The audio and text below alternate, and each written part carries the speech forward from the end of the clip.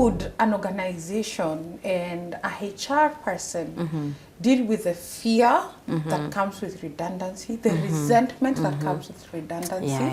And I can imagine even for CEOs, they may have reputational concerns on what would happen if people know that the organization is retrenching. It's retrenching people. I mean, first of all, it's never easy, even for the business. Even for the CEO, it's one of the hardest things. Anytime you have to fire someone, terminate, let me not say fire, anytime you have to terminate the employment of any person, it's one of the most difficult situations. So even for redundancy, for us to make it more human and less painful, like I said earlier, I think the most important thing is whatever has to be discussed like divide that into 3 steps. We have what must happen before pre-communication, pre-redundancy, then what must happen during redundancy, and then post-redundancy.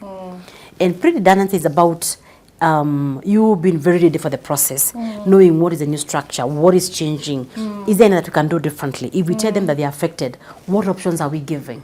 What alternatives are we giving? Who is going to be affected? How do we make it easy for them? You have to do all that thinking even before you come and communicate. Why? Sometimes you communicate before you even think, and therefore you have a whole year people saying there's a redundancy coming up, we might lose our job, we might close this branch, and it takes a very long time before a decision is made. So I always tell the business owners, please, the pre-redundancy phase is your business. Take your time and think very strategically on what must be done. Be very decisive. Take reasonable time. Don't make people be in anxiety mode for a year or 2, and people don't feel like coming to work. People get depressed. So always know that people are very emotive about their job, because these are the jobs that keep their kids in school, that pay their mortgages, that run their lives. And the sooner we finish this, the better. So pre-redundancy, think about the strategy was to summarize, think about who is going to be affected, think about the new job that might come with it, think about the alternatives. What do we do? Think about the payment. Do you have the budget? Or do you want to declare guys redundant, and then you have now to face even how you're paying them? And even as you're facing who is communicating, think about the communication plan. When do we communicate the whole team? How do we handle the anxiety that comes with that? Do we need support? Who can come and handle this when you communicate with the employees? And when you do that, have a timeline. Within 2 months, you need to be done with this. We need to communicate legally the law that's required to do ABCD, and then we finish. So that you do not have people. And then still from the emotional perspective, don't just focus on the guys that are leaving the organization. Remember those who are staying, we call them survivors, are losing their friends. They're also scared that maybe today we say that it is over. Then after a month, the CEO comes and says, you're next. No, we still have to change a few things in the business. The business is ever changing. The business is ever doing ABCD. So you do that now. In a year, you've done that 3 times. People lose trust. So you have your employees constantly in the lockout of other jobs, managing their emotions, saying there's no job security, there's no certainty.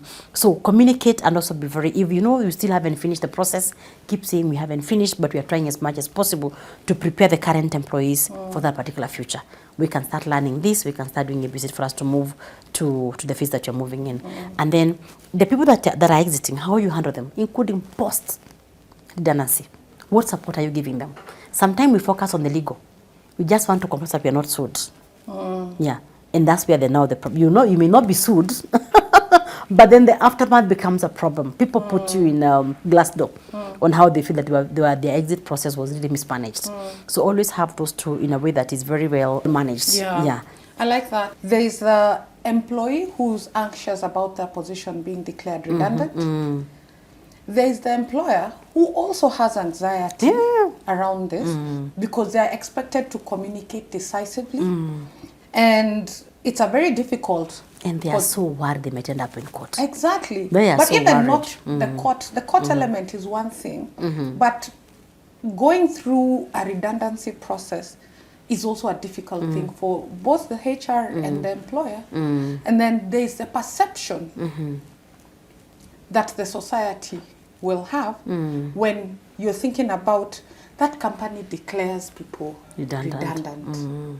Do I want to be a part of such an organization? So there's also the reputational risk. Now I've forgotten the 4th one.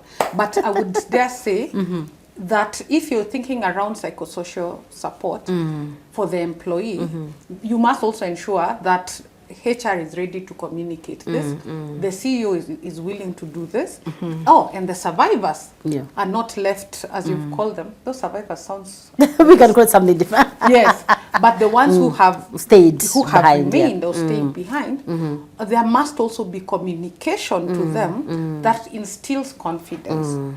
We call it closure. Yes. There must be a closure of this particular, that we are now done with the redundancy.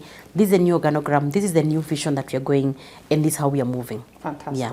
And be very clear even as you create that. If it is not conclusive, say we are still working on it, but we are trying to keep as many people as possible. Yeah. And keep that timeline very, very, very short if you can. I like that. Yeah, Keep it short. Yeah. You do not have to be as a CEO. Just it's like a prolonged breakup. ruminating. It's like a prolonged breakup. It's a prolonged breakup. Yeah. You take 2 years to break up. Why? Eh? You know? I hear you. Yeah. So just keep the breakup short. Yeah, keep it short. Let people move on. Very well. Thank you.